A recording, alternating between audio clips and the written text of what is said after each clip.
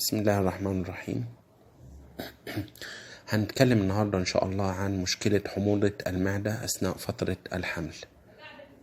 أسباب حدوث هذا الحرقان: أولا نتيجة لزيادة إفراز الهرمونات في الجسم، والتي تعمل على جعل الأربطة أكثر ليونة، وتجعل العضلة العاصرة للمريء مرتخية، مما يسمح للطعام وحمض المعدة للارتجاع لأعلى في المريء والحنجرة.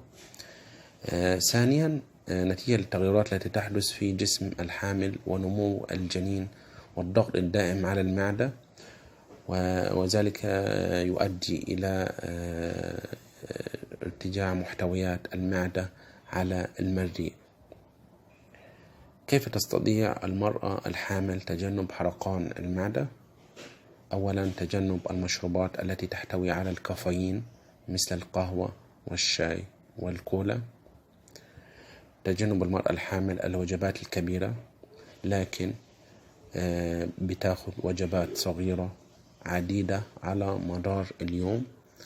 يعني ممكن ان احنا بنقسم وجبة الغذاء ووجبة العشاء لأكثر من وجبتين في اليوم، وفي كل مرة بتكون كمية أصغر من الطعام. عدم السرعة في تناول الوجبات، ولا بد من المضغ الجيد للطعام وأخذ وقت أطول في الأكل، ولكن بكميات صغيرة. عدم النوم مباشرة بعد الأكل إلا بعد مرور ساعتين على الأقل من تناول آخر وجبة. الانحناء عن طريق الركبتين وليس عن طريق منطقة الخصر، لأنها تزيد الضغط على المعدة.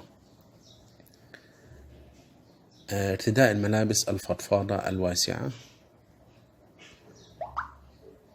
حول الوسط والمعدة. الحرص في زيادة الوزن بأن تكون في المعدلات المسموح بها للمرأة الحامل، لأن السمنة وزيادة الوزن تمثل ضغطا على المعدة وتجبر محتوياتها للارتجاع. بالنسبة للأدوية التي تقلل من حموضة المعدة أثناء الحمل، مثل ميوكوجيل شراب ملعقة 3 مرات قبل الأكل. وشكرا، والسلام عليكم ورحمة الله وبركاته.